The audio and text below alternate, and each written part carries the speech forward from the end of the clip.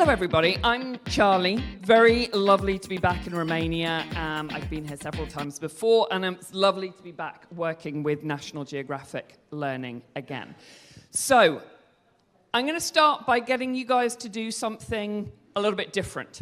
So, I want you to turn to the person next to you, and I want you to tell them what you're going to have for your dinner this evening. But I don't want you to use your mouths at all. I want you to clench your mouths closed. I only want you to use your hands. Okay? So by using your hands, I want you to tell the person next to you what you're having for dinner this evening. And for those of you online, you can just think about what you're having for dinner this evening. So, what are you having for dinner this evening? Don't use your mouths, no mouthing. No words. This is silent.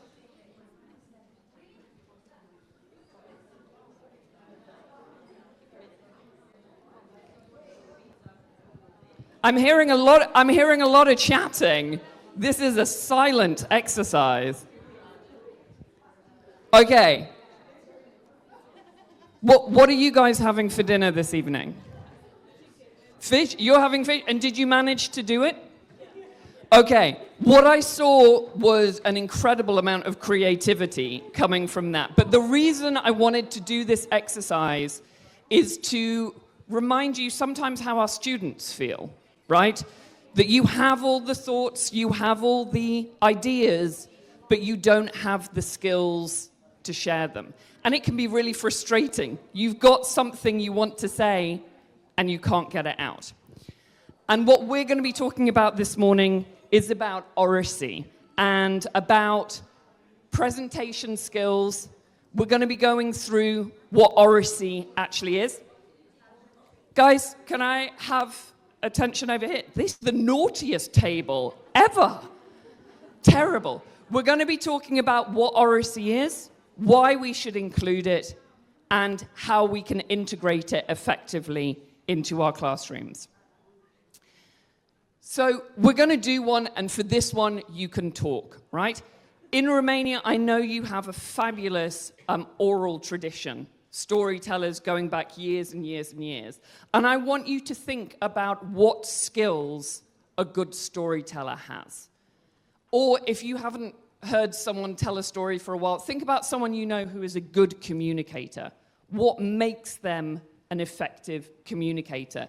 And I'd just like you guys to think about this on your tables. What makes for a good storyteller? What makes for a good communicator?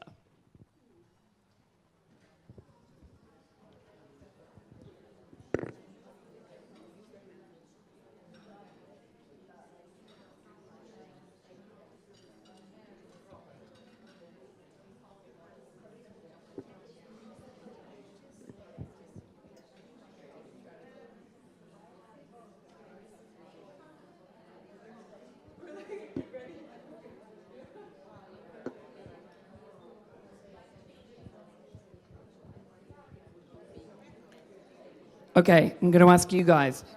Any ideas here about what makes a good storyteller? Well, for us, a good storyteller is somebody who's creative and persuasive in the sense that they manage to draw you into the story, make you feel like you're inside it. Okay, so bringing you in, that's lovely. Any other ideas of what makes a good storyteller communicator? Okay, so creating an expectation, tension, something keeps you guessing. Body language, okay, how somebody is standing, if they're standing like this and telling you a story very stiffly, or whether they're using their arms, they're gesturing, very nice. Anything else? A sense of humor, bringing something a little bit lighter into it. Beautiful. So we're going to be talking about all of these skills today, and we're going to be talking about oracy and what exactly it is. Hands up if you've heard this term before. Okay, so most people are familiar with it. The term was actually coined by a British academic back in the 1960s. But it didn't start then. oracy has been around for years. The ancient classical Romans and Greeks loved it. It was part of their education in the forums of ancient Athens and Rome. Oracy was something that they would teach and bring in to all their students. It was appreciated as one of the highest forms of communication. And this is something that Aristotle spoke about. He had this magic triangle about what makes a good presentation, what makes a good communicator. So the first is about the logos, the content, right? What you're putting into your story, into your presentation, into your communication. But that's not the only thing. He said you needed to have pathos. You needed to have that emotion. You needed to understand and bring in your audience. You needed to have that dialogue between yourself and the audience to make that an effective communication. And the third thing he said, which was really important, is about credibility. You needed to have the ethos. You needed to be your authentic self when you are bringing messages, when you're bringing content to people. This is a really good podcast. This was recommended to me by John Hughes, who's one of our National Geographic Learning authors. And if you're interested in some of the history of oracy, this is a BBC podcast, which I highly recommend you go into. But essentially, I like to look at oracy as the skill of communicating confidently. It's not just about listening and speaking, it's about listening and speaking well. And in a variety of situations, whether that be in front of everybody here, giving a presentation, discussing with the partner next to you, or collaborating in a group. It's the skill of shared decision-making. And I think that's really important. When people tend to think of oracy, they tend to think of just speaking. But as you'll see, it's not speaking, it's the listening as well. For me, oracy is to speaking and listening what literacy is to reading and writing. It's the skill of being able to use these two things well together, and what numeracy is to mathematics. So that's what we have. Now, it's ELT, so don't worry, we've got some frameworks. Everybody loves a framework. Let's break it down into its parts. And you will see that this has moved on somewhat from Aristotle's magic triangle, but you'll see a lot of the same elements involved as well. And you can scan that QR code, you can hold on to that, you might need it later as well. So first is about the physical, right? Somebody mentioned this earlier, your body language. How are you standing? How are you projecting your voice? What tone are you using? So these are all things that you can build in. The next is about linguistic, the choice of vocabulary. So this comes down to vocabulary and grammar. How are you speaking? But it's also about things like register. Am I going to deliver a presentation to you in the same way that I might speak to my 14-year-old nephew? I'm not. It's hard enough communicating with him anyway. But it's also about rhetorical language, what style, what flourishes you're bringing in as well. Then the cognitive, this is where the content sits, how you structure your presentation, how you deliver your message, in what order you put things across, how you clarify, how you reason. This is the kind of nuts and bolts of it. And then we have that social emotional that Aristotle also picked out as being really critical. It's about working with others. It's about listening and responding. And Alex was talking a lot about active listening, and I think that's absolutely critical when we're talking about oracy and communication skills. When you're having a conversation, a dialogue, a discussion, it's not just about waiting till the person has finished so that you can have your say. It's about listening to what they're saying and then responding to that. And that's really the crux of oracy, is that dialogue between the listening and the speaking. And although it's not explicitly called out in the CEFR. It's embedded completely throughout it. So when you look at the descriptors, you can immediately see where elements of Oracy are built in. So if you look at discussions, spoken interaction, conversation, informal discussions, formal discussions, and meetings, it's all in there, it's all embedded. Collaborative tasks, goal-oriented cooperation, turn-taking, a really important aspect. We've been talking a lot over the past couple of years about mediation and how we bring that in. This is all part of Oracy and communication skills. And then, of course, you have spoken production, that sustained monologue and how you address your audiences.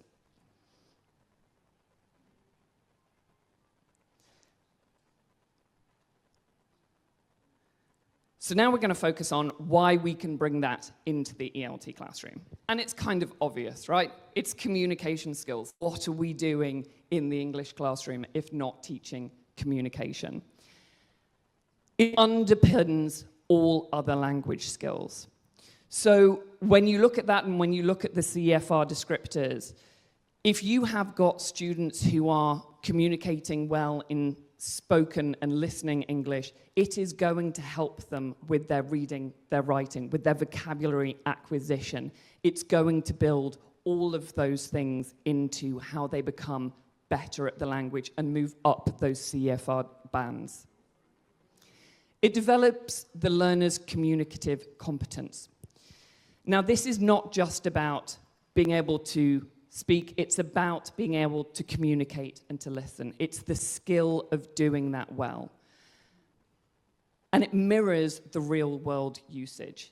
Mostly our students are going to be going out and they're going to be speaking and listening.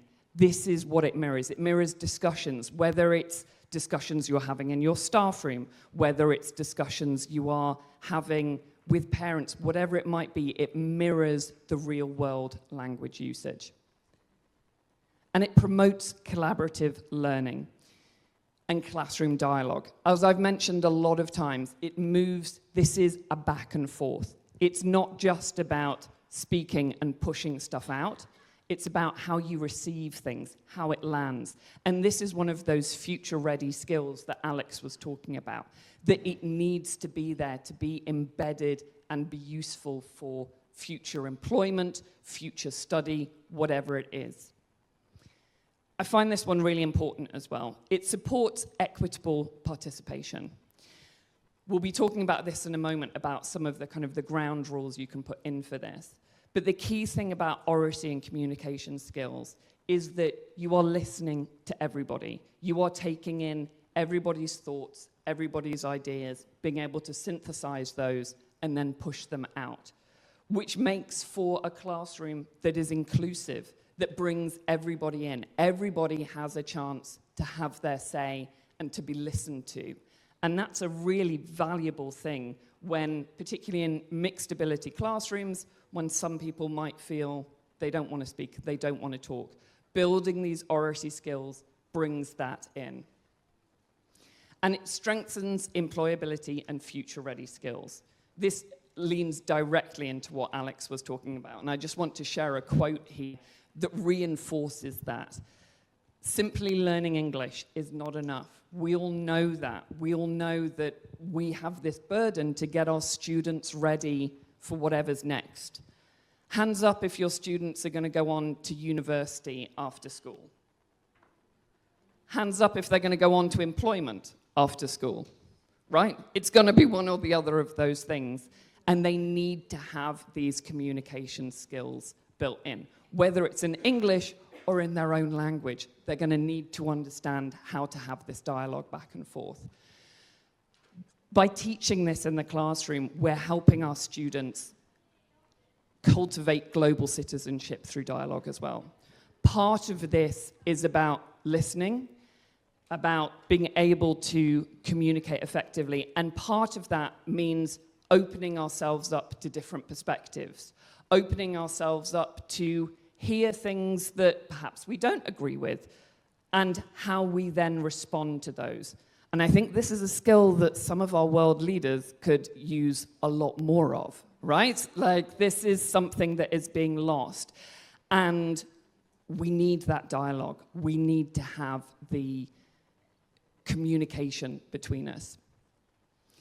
But beyond that, we know that Oracy can develop academic achievement, employability, and the interpersonal skills. But one of the things that Oracy skills and training and communication training can also do is to build the confidence of our students.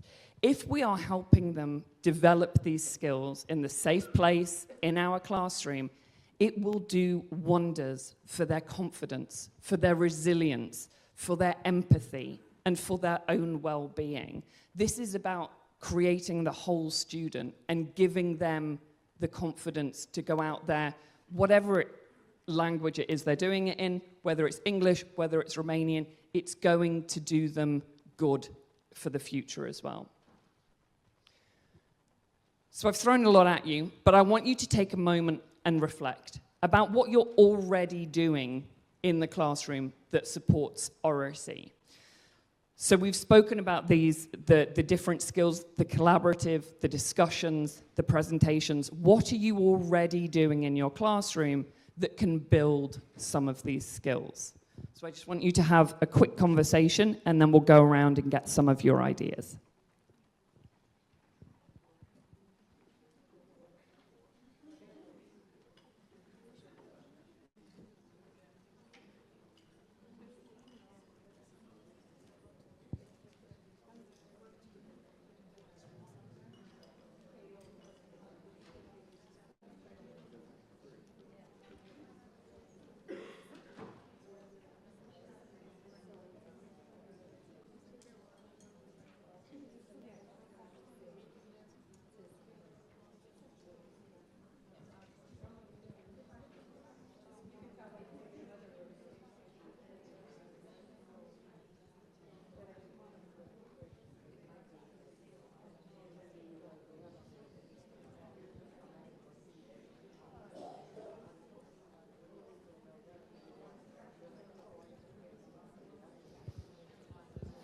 Okay, anyone want to share ideas of how you're already integrating Oracy into your classroom? Yep, over here. Analyzing pictures, role plays, chain stories the ladies were sharing here, presentations. So you're already bringing presentation skills into your classroom from time to time. Anybody else want to share how they're building Oracy, this dialogue between listening and speaking in their classroom?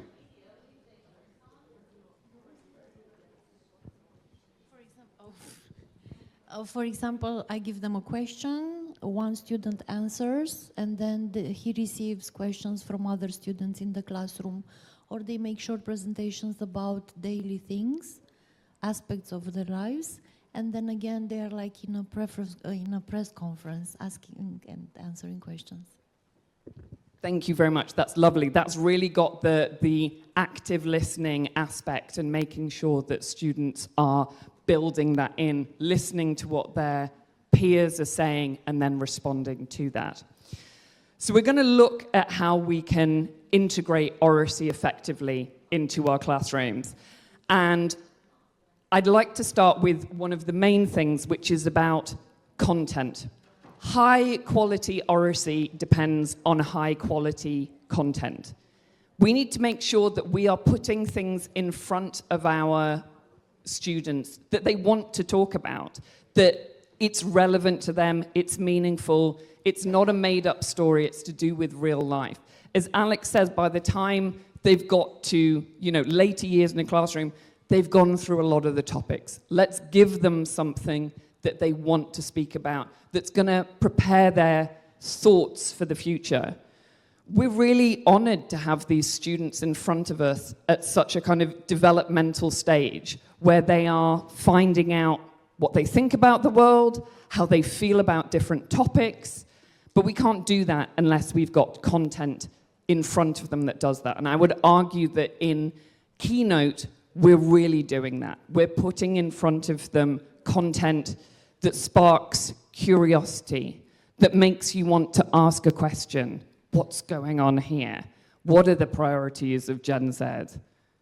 What are we eating? Who's inspiring us in the world? Do we photograph or do we not photograph? This one immediately caught my attention because I realized whenever something exciting happens or I see something beautiful, the first thing I do is pull out my camera. I don't enjoy the moment. And this is something, it's these kind of topics that our students, whether they know it or not, will have thoughts about. And we want to generate those thoughts and get them to articulate them and share them with us. Sorry, I'll just go back. What do you guys think when you see these images, this kind of content? What does it spark in you? Curiosity. And from curiosity comes engagement. And from that engagement comes a willingness to communicate and prosper in the classroom. I just want to return to the Oracy and the CEFR for the moment to talk about how we're going to bring this into our classrooms. And so essentially, there are 3 areas where we can really develop Oracy in our classrooms. Discussions, as we've already said, that back and forth, turn-taking, listening to others, how we express ourselves. Collaborative tasks, working, negotiating, understanding other people's perspectives. And then we have presentations. And it's presentations that I'd like to spend the rest of this presentation talking about. Because this is the one that people find the most terrifying. Do you know what the word for a fear of giving presentations is? It comes from the Greek. Do you know what and it has phobia in it. It's called glossophobia, right? Glossa is in Greek, it's tongue, language. It's the fear of giving a presentation. Yes? Yeah, it really, thank you, that is fascinating. If you didn't hear that, we just had a comment that glossophobia, the fear of giving presentations, ranks higher than the fear of death in most people, right? So, hands up if you love giving a presentation. Oh, okay, all right. Yes, we've got some extroverts. Alex is up there, thankfully. Some people, it comes naturally. They like being up here. They like talking. For other people, they'd rather a much worse fate than having to give a presentation. And that's why I want to spend the rest of this presentation talking about that, right? Talking about how we can support our students. It's hard enough giving a presentation in your own language, let alone one that you are still getting to grips with, that you are still navigating. And so let's see how we can do that. I just want to stop and talk about the TED Talks for a moment. Presentation skills are the 21st century superpower. Chris Anderson is the guy who founded TED. He is the kind of the Superman of all TEDs. And why do you think this is the case? Just shout out why you think that presentation skills are the 21st century superpower. Influence culture, right? It allows us to put ourselves forward out there. Not yet. Yeah, computers can't talk. But yes, it's our way of basically presenting our authentic self, right? It is our way of getting our ideas across. The content aspect of it. It's the most impactful way to share who you are and what you care about. And it can build your self-confidence, and it's beneficial to your success across everything. Now, it's important to note here that we're talking about presentation skills, not necessarily the giving of a presentation. Obviously, presentation skills go into that, but many of the skills that you need for presenting can be used anywhere. In the staff room, in the classroom, at home, negotiating what you're having for dinner. All of these presentation skills are transferable skills, essentially. So I want us to focus on what some of those skills might be. Now, yesterday on Facebook, we posed a question: what makes for a good presentation delivery? Which is a big ask when you're about to give a presentation and everybody tells you what it is you should be doing. But we had some really wonderful comments. We had a comment from a lady called Amy who said, you've got to have a strong opening, which made me think, oh my goodness, do I have a good enough opening? I'd better go back and think about that. And then everyone went for coffee, and we didn't need to do that, which was great. But it's about, Kath Stannett, another National Geographic learning author, said it's about engaging the audience. But I want to hear from you guys in the room and perhaps online as well. What do you guys think makes for a good presentation delivery? And I'll try not to feel too judged and make sure I'm doing as many of those things as I can. So a couple of minutes, write down as many things as you can that you think go into a good presentation.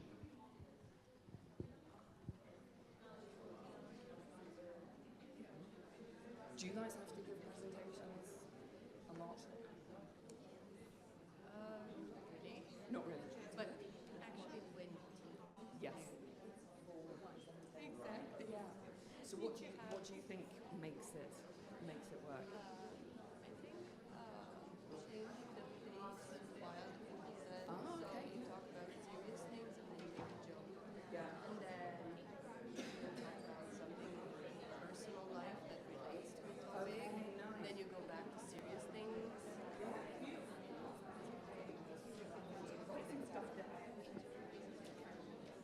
What have you guys got? You've got a massive list.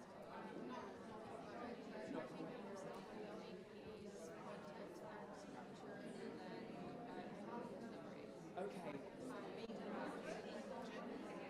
Genuine, your authentic self. Yeah, absolutely.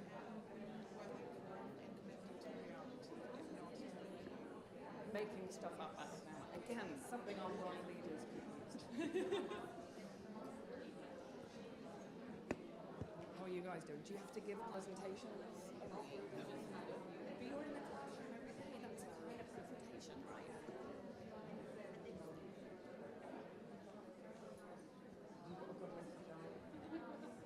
Sort of. Excellent.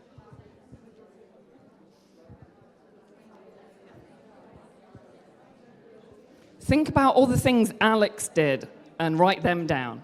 That's the cheat.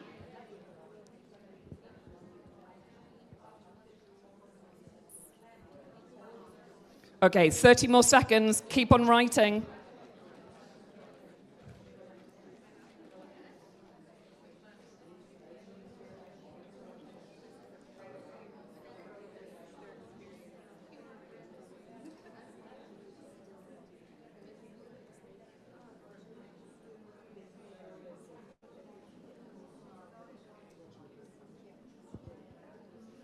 Okay, have you got a massive list of things I should be doing? Okay, I want to hear them. What makes for a good presentation? What should I be doing? Good preparation. Very nice. Thank you very much. Good visuals. Lovely. Keep it clear. Keep to one message. Apparently, this is very good. I'm going to divert. Apparently, at the end of an hour, students will go away with 8% of what you told them. So make sure that 8% counts.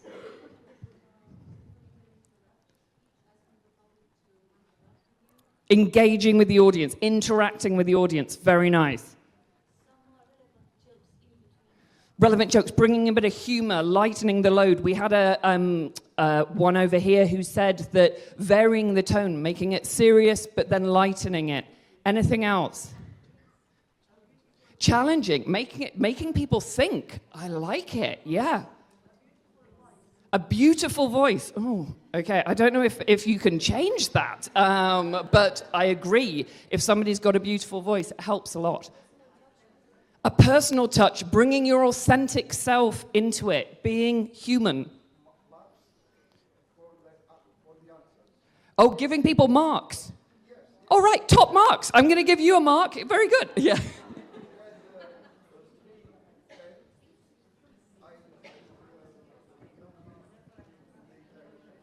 Oh, fab. Yeah, okay. So making sure that you can mark it. Lovely.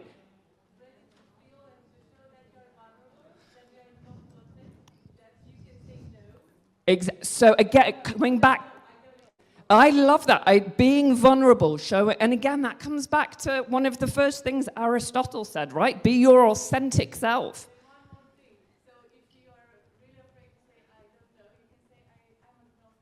Oh, okay, I'm going to practice that. So if there are any questions, I'm agnostic. I'm not saying I don't know. So yes, there are loads of things, and a lot of these that you guys have already pulled out, using being relatable, being enthusiastic, making sure those key ideas are there, they're clear. That at the end of the presentation, you are going away with the message I want you to go away with, right? Using humor, rhetorical questions, lots of these. So you can test Alex on all of these later, but we are going to do a video now, and I want you to make a note of which of those things, I'll go back to that, which of those things does the speaker do well, okay? So this is a TED Talk. This is a guy called Tim Urban, not Keith Urban. Very different. Okay. So in college, I was a government major, which means I had to write a lot of papers. Now, when a normal student writes a paper, they might spread the work out a little like this. So, you get started maybe a little slowly, but you get enough done in the first week that with some heavier days later on, everything gets done and things stay civil. And I would want to do that like that. That would be the plan. I would have it all ready to go, but then actually the paper would come along, and then I would kind of do this. And that would happen every single paper. But then came my 90-page senior thesis, a paper you're supposed to spend a year on. I knew for a paper like that, my normal workflow was not an option. It was way too big a project. So I planned things out, and I decided I kind of had to go something like this. This is how the year would go. So I'd start off light, and I'd bump it up in the middle months. And then at the end, I would kick it up into high gear. It's just like a little staircase. How hard could it be to just walk up the stairs? No big deal, right? But then, funniest thing happened. Those first few months, they came and went, and I couldn't quite do stuff. So we had an awesome new revised plan. But then those middle months actually went by, and I didn't really write words. And so we were here. And then 2 months turned into 1 month, which turned into 2 weeks. And one day I woke up with 3 days until the deadline, still not having written a word. And so I did the only thing I could. I wrote 90 pages over 72 hours, pulling not one but 2 all-nighters. Humans are not supposed to pull 2 all-nighters. Sprinted across campus, dove in slow motion, got it in just at the deadline. I thought that was the end of everything. But a week later, I get a call. And it's the school. And they say, "Is this Tim Urban?" And I say, "Yeah." And they say, "We need to talk about your thesis." And I say, "Okay." And they say, "It's the best one we've ever seen."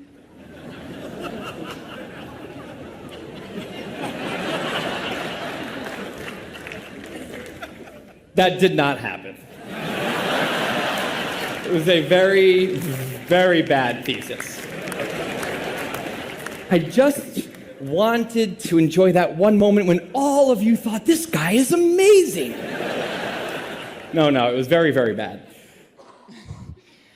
Okay, I wonder how many people can relate to that, particularly the procrastination aspect. So which of these did Tim use?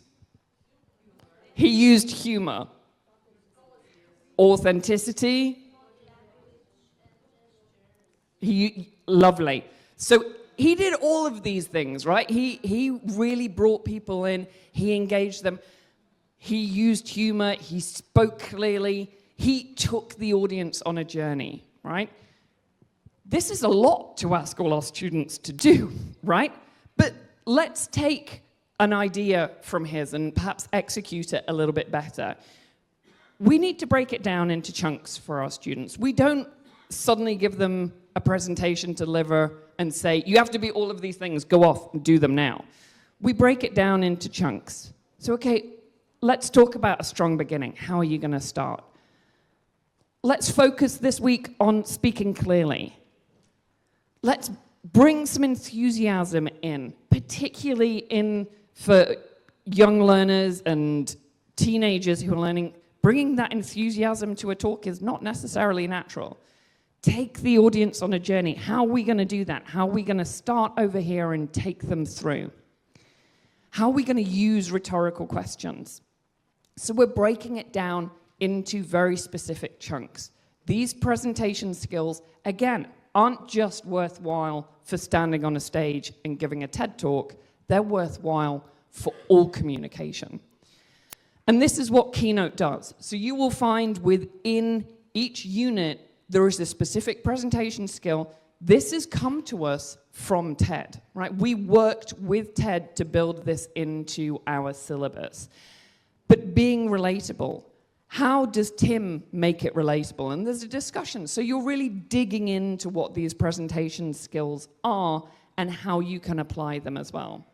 And you'll see they're all the way through. So it's a bit tiny, but there's using animations and graphics. How do you do that well? How do you use your body language in a way that is natural, but not distracting because I'm using every single arm movement that I can? How do I use rhetorical questions? Etc. That was a double pun, but it doesn't matter. And beginning powerfully. How do you start out? So that's building in all of these things. So that's the first place to start, right? Breaking down those presentation skills into manageable chunks. But still, it's a terrifying thing, right? It's a terrifying thing to get up in front of 200 people in a room and 500 people online and try and give a presentation that's going to work well. So how can we build up that support in the classroom?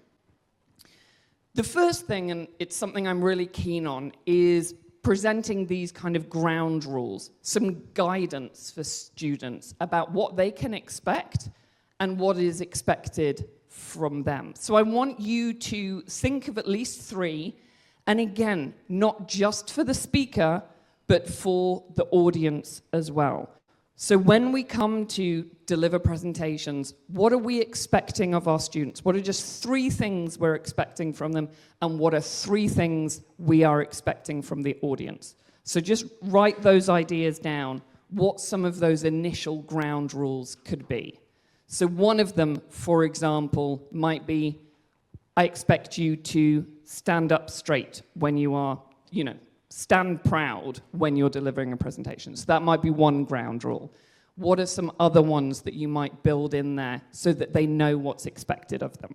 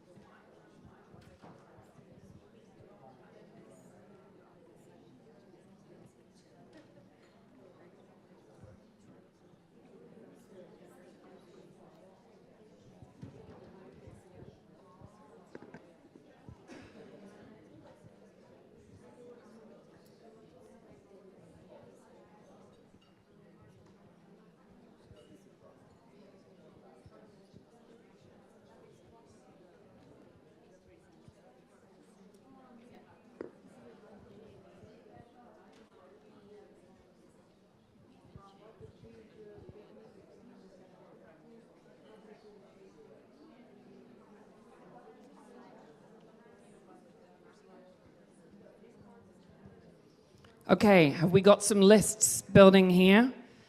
Anybody want to share? I see you guys have got some great lists over here. Do you want to share your 3 for each one? Well, we haven't finished for the audience, but for the presenters. Well, the first one we're thinking, like take your job seriously, because sometimes, especially teens, they think it's just kind of goofy. Yeah. Then we're talking about the eye contact, how important it is to project. Also, to be adaptable. If you see how, like if your audience is not responding, you might have to change. And for the audience, we have, of course, active listening, and then something I started writing but didn't finish. Like wait for the end of the presentation with your questions and comments. Lovely, thank you so much. I think they're great. Does anybody have anything else to add to those ones? I really liked all of those, particularly the guidance for the presenter. So here are some examples, and these touch exactly on what you've just mentioned here. If you're going to be giving a presentation, or indeed doing any speaking, speak clearly, with clarity and control. Think about what you're saying. Don't speak too fast. This is something I really struggle with. I speak very, very fast, particularly when I'm nervous, and sometimes it can get so fast that people don't really understand what I'm saying, and then, you know, I finished a presentation in 10 minutes. You have to practice those kind of things. You have to speak slowly, speak calmly. We stand up straight. We're not slouching. We are using our body language purposefully, right? We are emphasizing things. We are not doing it just for the sake of doing it. We're making eye contact with our audience. It's very difficult sometimes when you're faced with a huge audience, knowing where to look. Some people will just look at the back of the room because that's the safest place to look, or indeed just stare at one person throughout the whole presentation because I've locked on you now, and that's where it stays. Scary, isn't it? Yeah. So where do you look? Organizing and structuring our presentations. Like you would with an essay, you have a beginning, a middle, and an end. How do you structure your argument? Use appropriate rhetorical techniques. Make it interesting, make it varied. Use images and props effectively. They might not be necessary. Sometimes it's quite nice to have visuals because it gives you a bit of a crutch. It gives you something to focus on. We practice our presentations beforehand. I think this goes to the comment that you made about taking it seriously. This is an important thing that you're doing. Take it seriously. Give it the time it needs. Practice your presentation. Did I practice this? I've practiced this 3 times to a blank wall in my living room. Got a standing ovation each time. So, you know, doing pretty well. But also the next part, being open to improving. You know, part of this is learning. We're not always going to get it right first time. And so encouraging students to know that they're going to receive feedback, and that's okay. We can be open to getting better. And I also think if you are creating that safe space within your classroom where students have confidence to stand up, that the ground rules here are even more important. We listen actively and respectively. We don't talk during the presentation. If we're taking notes, but we're not interrupting. We're waiting till the end before questions get asked. We show interest by asking those questions, and we give feedback that is specific and kind and useful. You know, because they're going to be up there at one stage as well. We want to know that we're in this safe space, that when we get feedback, it's going to be delivered gently and nicely. And we don't use our phones, and we don't talk over the presenter. I feel like maybe we should have introduced these at the beginning of this presentation, but we're already there. But these are really good for establishing that safe space, that your students know what is expected of them and what is expected of others. Another really good tool for helping students build confidence in presenting is using language frames, which offer a scaffolding support for students who may struggle to express themselves. It provides a starting point. So these language frames can often provide that springboard for less confident students. It's given them a way to start. It helps students with internal templates. So it's giving them a library of things that they can call on. And this, in turn, decreases their anxiety and making sure that all students can participate. And it allows them to develop confident oracy skills, which enable them to communicate effectively. So what do we mean by these language frames? We can talk about sentence frames. So sentence frames, these useful phrases, these cue cards, enable English language learners to be able to have a conversation with their peers without the pressure that they'll make a mistake. If you're giving them these ready-made frames, they've already got that bit of scaffolding that they can go on. And it allows them to talk. It gives them that freedom to be able to talk and know that at least for that language frame, they've got something right. So what language frames can we use to help our students give presentations? So here are some examples, and again, these are all taken from Keynote. Now, I remember using these a lot when I was learning French as a student, right? And we had a speaking aspect of it, and every single one of us in class started our presentation with "à mon avis," and that was it. That's the only thing I remember from my French class, but I can now say, in my opinion. But it was really helpful because it was a way in. It got you going. So whether it's introducing a topic or how you move on from one thing to another, you're giving them for free those little tools that can help them get through that. And you could use these in a number of ways. You could have them as cue cards so that you could put them on the tables and students choose one and start a sentence with that. And it just builds it, ingrains it, it makes it more natural. Or you can focus on one each week, have it up on the board, and get everybody to practice using that. And it goes into their internal library where they can pull on that, and it decreases that anxiety. Again, we focus on the speaking skills as well. Again, these useful phrases, responding with empathy. How can you do that? What's a good little cheat that you can say that shows you are interested, shows you've got empathy? Inviting ideas and opinion. How you exaggerate. So Keynote's doing all of these things. It's giving them these little toolboxes to help make their presentations less scary, more effective, and essentially making their whole communication more effective. Can we assess oracy? What do you think? Yeah, I think we probably can. Not in the same way that we're going to assess vocabulary or a grammar point, but there are plenty of ways we can do that. We can use that oracy framework, right? Use that as a way of seeing, are our students hitting those notes? Are they using the linguistic skills that we've given, the cognitive skills? Are they getting that? I'll give you a moment if you want to scan that QR code. That's a very handy little framework from Voice 21 that you can use. Everyone got it? No. Okay. This is a really good way of assessing it, right? It, again, subjective, but comes back to those rubrics, essentially, of what you're trying to teach, those skills that you're integrating into the classroom. You can do self-assessment and peer assessment. And again, this comes back to those guidelines we spoke about, right? Making sure that if you're doing peer assessment, feedback is being delivered fairly and kindly.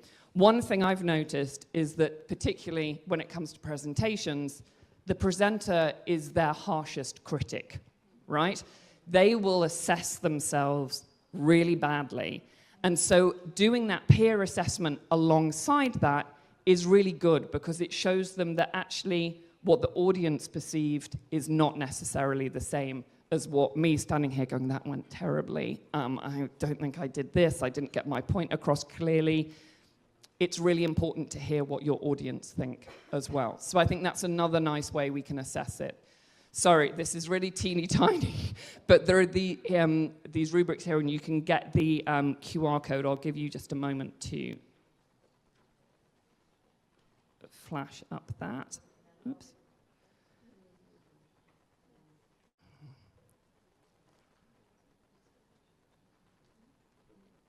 So this is a progression in Oracy chart from Voice 21. So this goes into much more detail on each of those columns.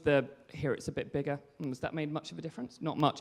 But the physical, the linguistic, the cognitive, the emotional, social, and the reflective. And that just gives you a much more detailed breakdown of that as well.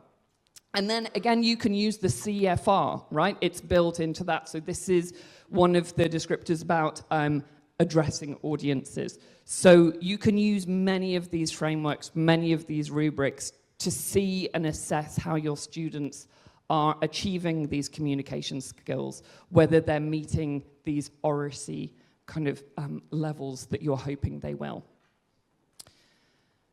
So we've looked at developing students' Oracy skills and spoken confidence by using high-interest content.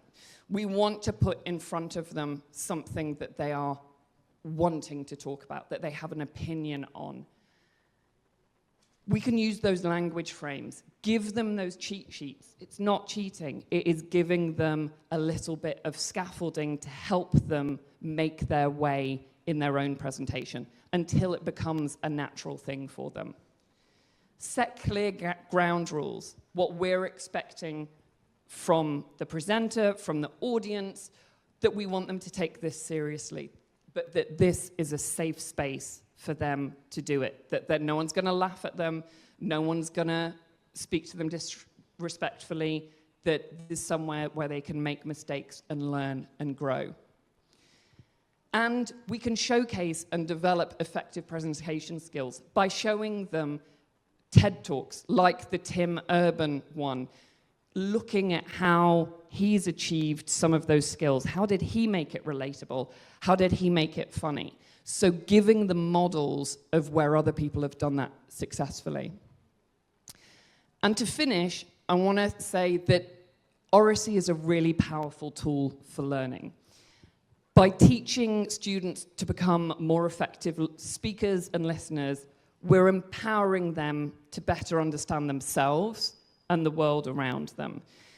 And we've said this before, but it's not just about academic and professional success. This is about them achieving self-awareness, self-confidence, and empowering them to do better and enjoy being able to share their ideas and their thoughts. So thank you very much for your time. I will be taking notes.